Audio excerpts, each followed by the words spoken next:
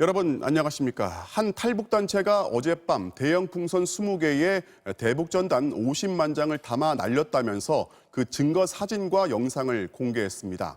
그리고 이들이 공개한 사진과 같은 현수막이 달린 풍선 하나가 오늘 오전 강원도 홍천에서 발견됐습니다.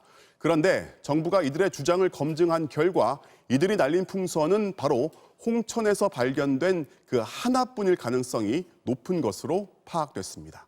먼저 이정은 기자입니다. 짙은 어둠 속에서 현수막을 매단 대형 풍선 하나가 공중으로 날아갑니다.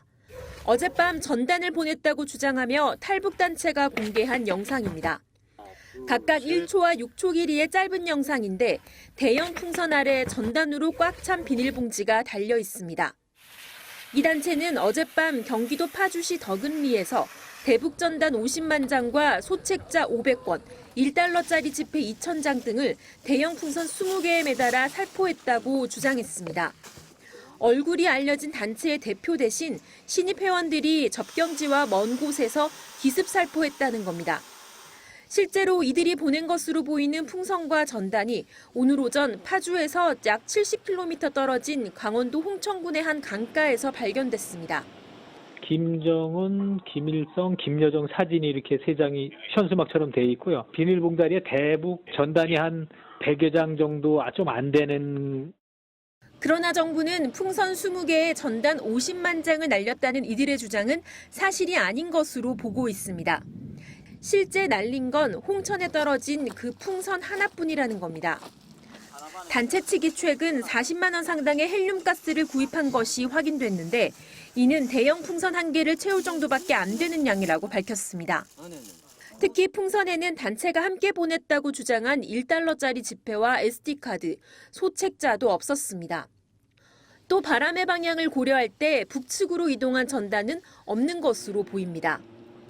전단을 날리지 말라는 정부의 경고에도 불구하고 탈북단체가 기습살포를 시도하며 강행 의지를 보인 만큼 경찰은 이 단체의 사무실과 주거지를 강력 단속하겠다고 밝혔습니다.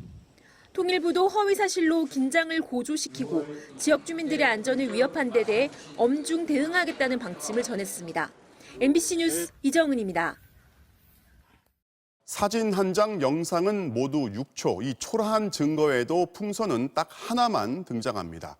그런데 이들은 경찰의 단속망을 뚫고 아무도 볼 수 없는 시간 장소에 풍선을 날려보냈고 그 풍선과 전단의 규모를 과장했습니다. 어떤 의도가 담긴 건지 뻔하게 읽힙니다. 이어서 임상재 기자입니다. 대북전단을 기습적으로 살포했다는 자유북한 운동연합의 주장이 나오자 경찰엔 비상이 걸렸습니다. 이곳은 박상학 대표가 대북전단을 날렸다고 하는 경기도 파주시의 한 야산인데요. 보시는 것처럼 경찰 인력이 투입돼서 대북전단을 날린 곳에 대한 수색 작업이 한창입니다. 여기는 별거 없는 거죠? 아직까지는 뭐 특별한 거 없습니다. 더 수색을 하실지 아니면 철수를 할지? 네, 저희도 지금 문의하고 있습니다. 박 대표가 언론 인터뷰에서 밝힌 대로 경찰의 추적 대상인 자기 대신 아마추어 회원들을 교육시켜 대북전단을 살포했을 가능성은 높아 보입니다. 그런데 박 대표가 말한 살포 장소는 지금까지 탈북단체 등이 단 한 번도 대북전단을 날린 적이 없는 곳입니다. 실제 파주 덕은리는 북한 경계선으로부터 거리가 약 10km, 지난달 전단을 날렸다고 한 김포 성동리는 약 4km 떨어졌고 그동안 대북전단 살포가 많이 이뤄진 파주 임진각은 5km 정도 떨어진 데 반해 이번 장소는 훨씬 남쪽에 위치해 있습니다. 이쪽으로 물색을 해서 했는지 아니면은 안 해고서 뭐 했다고 하는 건지 그건 모르겠어요. 예상 장소로도 안 돼 있다고. 경찰의 감시망을 피하기 위해 우회 지점을 택한 것일 수도 있지만 애초에 북한으로 날려보내는 게 목적이 아니었을 거라는 분석도 나오고 있습니다. 정부 정책에 혼선을 주면서 지금의 긴장 국면을 오히려 존재감을 키우는 데 활용하려 한다는 지적입니다. 단체 이익에 너무 몰두하고 있다. 주목 효과를 노리는 그런 측면이 매우 강하다고 봅니다. 자신들이 열심히 활동하고 있다는 그 운동에 대한 어떤 성과, 그리고 또 한편에서는 외부적인 지원이라든가. 경찰은 박 대표 주장의 진위 여부를 먼저 정확히 따진 뒤 박 대표를 소환 조사한다는 방침입니다. 이와 별도로 경기도는 자유북한 운동연합 등 대북전단 살포단체 4곳을 사기와 자금 유용 등의 혐의로 경찰에 수사 의뢰했습니다. MBC 뉴스 임상재입니다. 단 하나였지만 살포 시점을 어젯밤으로 잡은 이유도 따져보겠습니다.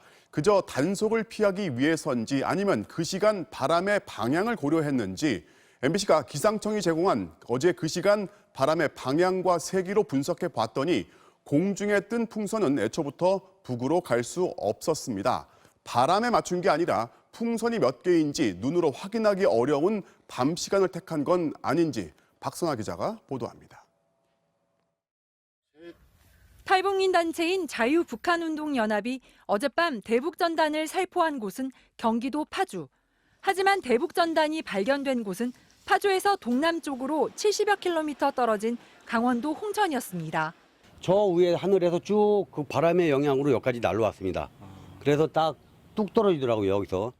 헬륨가스가 들어있는 막대 모양의 풍선은 북쪽으로 부는 남풍을 타야 북으로 갈 수 있습니다. 당일 지상에서는 북한으로 갈 수 있는 남서풍이 불었습니다. 하지만 풍선이 1500m 상공에 갔을 때는 북서풍, 초속 7.5m의 강풍이었습니다. 대형 풍선은 보통 3000에서 5000m 상공까지 올라가지만 중간에 강한 북서풍의 영향을 받아 남쪽으로 밀려온 것으로 추정됩니다. 대남 전단 살포를 예고한 북한도 남쪽으로 부는 바람만 기다리고 있습니다. 북한 기상수문국은 분노가 담긴 전단을 날리기 위해 접경지대의 바람 방향을 실시간 감시하고 있다고 선전했습니다. 현재 북한 접경 지역에는 바람이 북쪽으로 불고 있는데 25일 오후 늦게 남쪽으로 방향이 바뀝니다. 내일부터 내리는 강한 비도 25일 오후부터는 잦아들고 그 다음날 낮부터 다시 바람 방향이 바뀌는 것을 감안하면 북한이 25일 오후 대남 전단을 살포할 가능성이 높아 보입니다. MBC 뉴스 박선아입니다. 북한은 대남 확성기 설치 작업을 계속하고 있습니다. 아마도 과거에 가동했던 40여 곳을 그대로 복원하려는 게 아닌가 싶은데요. 우리 군 당국도 대북 확성기를 재설치해서 맞대응할지를 두고 고민 중인데 고려해야 할 게 여러 가지입니다. 이남호 기자입니다. 강화도 한강 너머로 보이는 북한 개풍군 야산입니다. 숲풀 사이로 탑처럼 생긴 사각형 물체가 보입니다. 북한이 최근 다시 설치한 대남 확성기입니다. 파주 임진강 너머로는 2층짜리 소형 초소도 보입니다. 위장막도 벗겨진 채 노출돼 있는데 오랫동안 사용하지 않은 듯 많이 낡아 있습니다. 이곳에 다시 병력을 투입하려는지 수리에 나선 일꾼 2명의 모습도 포착됐습니다. 북한군은 군사분계선 일대 20여 곳에 확성기 설치 작업을 진행하고 있는 걸로 알려졌습니다. 2018년 철거 이전 40여 곳에서 운용했는데 곧 나머지 지역에도 재설치될 걸로 예상됩니다. 하지만 북한군의 대남 확성기는 최대 24km 떨어진 곳에서도 들리는 남측 확성기에 비해 성능이 훨씬 떨어지는 걸로 알려져 있습니다. 북한 확성기는 과거에 볼 때는 전기의 부족으로 해서 방송을 안 할 때도 많았고요.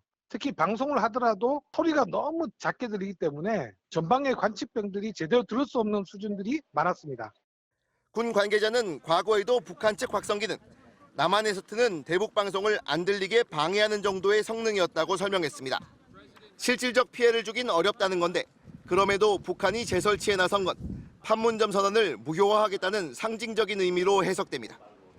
북한의 재가동에 대비해 우리 군도 일단 창고에 보관 중이던 대북 확성기를 꺼내 즉시 가동이 가능한지 확인 중인 걸로 알려졌습니다. 하지만 실제 재설치 여부는 아직 결정하지 않았습니다. 맞대응이 이 국민들의 마음을 편하게 하고 문제 해결로 갈 수 있다면 더 강력한 대응도 필요하지만 혹시나 맞대응 과정에서 우발적 충돌까지 온다면 그 피해는 고스란히 우리 국민들에 돌아오기 때문에 북한이 군사적 긴장을 고조시키기 위해 하는 행동에 똑같이 맞대응할 필요가 있냐는 건데 그렇다고 마냥 손을 놓고 지켜보고 있을 수만도 없어 고심이 깊어지고 있습니다.